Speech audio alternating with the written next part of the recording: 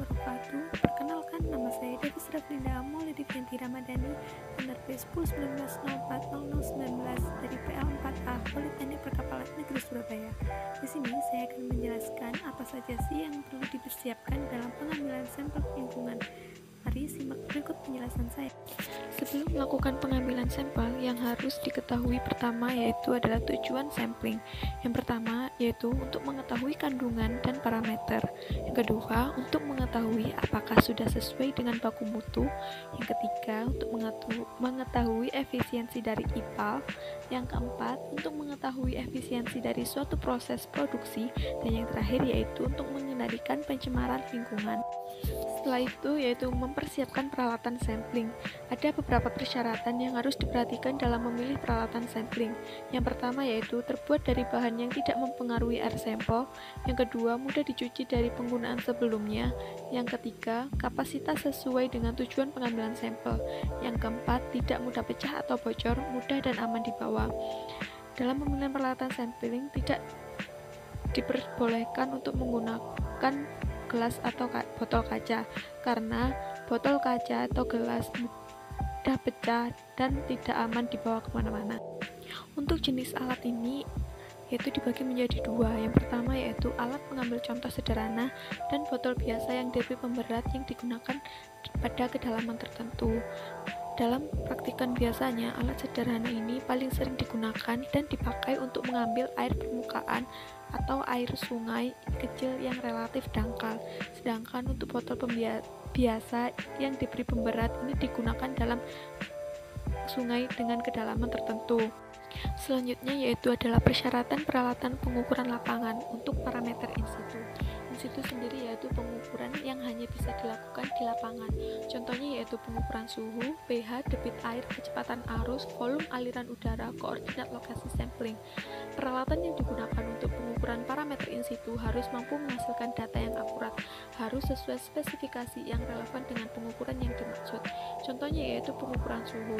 Pengukuran suhu tidak dapat dilakukan di tempat yang berbeda karena suhu dipengaruhi oleh keadaan sekitar.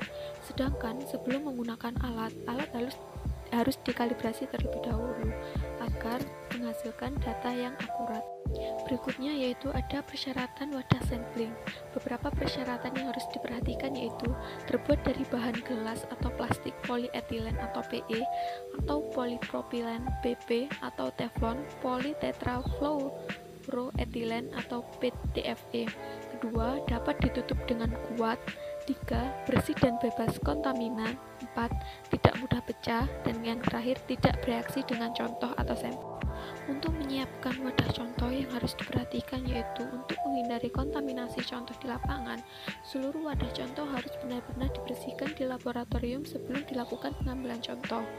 Wadah yang disiapkan jumlahnya harus selalu dilebihkan dari yang dibutuhkan untuk jaminan mutu, pengendalian mutu, dan cadangan. Jenis wadah contoh dan tingkat pembersihan yang diperlukan tergantung dari jenis contoh yang diambil. Untuk pencucian alat dan wadah sampling yang perlu diperhatikan yaitu peralatan harus dicuci dengan deterjen dan disikat untuk menghilangkan partikel yang menempel di permukaan. Bilas peralatan dengan air bersih hingga seluruh deterjen hilang. Bila peralatannya terbuat dari bahan non-logam, maka dicuci dengan asam HNO3 1:1, kemudian dibilas dengan air bebas analit. Yang keempat, membiarkan peralatan mengering di udara terbuka. Yang kelima, peralatan yang telah dibersihkan diberi label bersih siap untuk pengambilan contoh berikutnya. Lokasi pengambilan sampel dilakukan di Kalibabatan, Kelurahan Jepara, Kecamatan Bubutan, Kota Surabaya, Jawa Timur. Lokasi berdekatan dengan Pasar Kelurahan Jepara.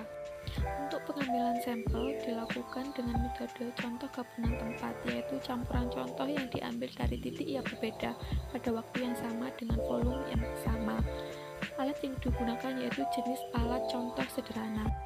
Dari praktikum pengambilan sampel, data sekunder yang dihasilkan yaitu tempat Kalibabatan, Kelurahan Jepara, Kecamatan Bubutan, Kota Surabaya, Jawa Timur, dengan kedalaman sungai keseluruhan yaitu 1,5 meter.